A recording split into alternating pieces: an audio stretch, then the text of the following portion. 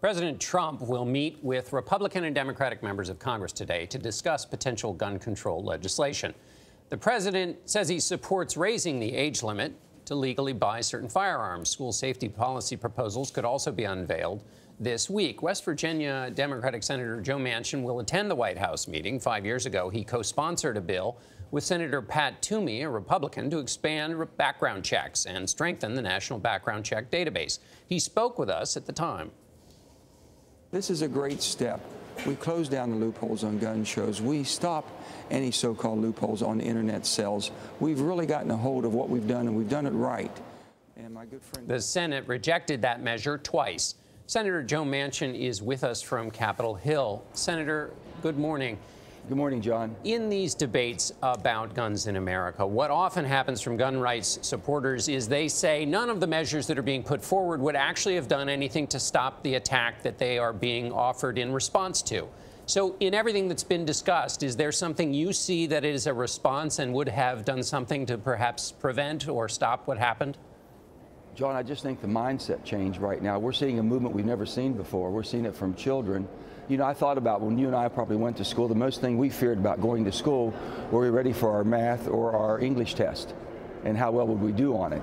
Now they're concerned about, you know, for their own safety. And I have grandchildren in the school system in West Virginia. I'm concerned, and I think everyone else, these kids have spoken up. Corporate America has woke up, and people are speaking out. They want common sense. They want things that make common sense. And for those people, the Manchin-Toomey bill was a bill that did not threaten the Second Amendment rights. It protected the Second Amendment rights. But it also said, if there's a commercial transaction and you don't know that person, don't you think that we ought to have a background check if you go to a gun show or on the internet where the Al-Qaeda and the terrorists have said, hey, if you want to do harm, you want to get arms, go into the gun show.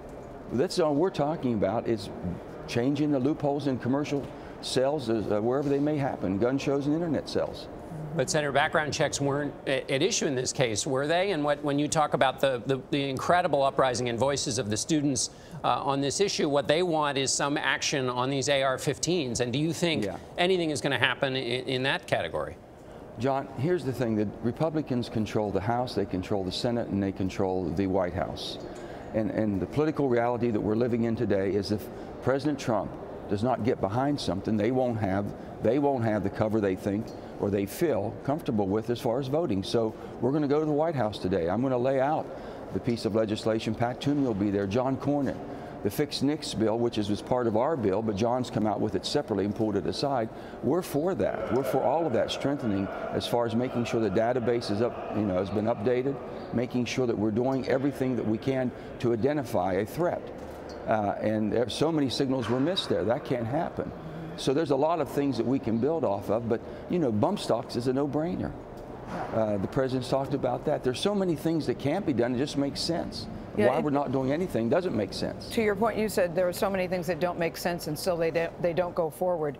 But let's talk about people being woke, as you just said a minute ago. These teenagers are speaking up. It does feel different this time. Dick's Sporting Goods just announced this morning they will no longer sell assault rifles at their stores, and they won't sell any type of gun to anyone under the age of 21. What do you think about that as a member of the NRA? Well, here's the thing, Gayle. That's the market responding, okay? And the market has to move. There's an old saying, follow the money.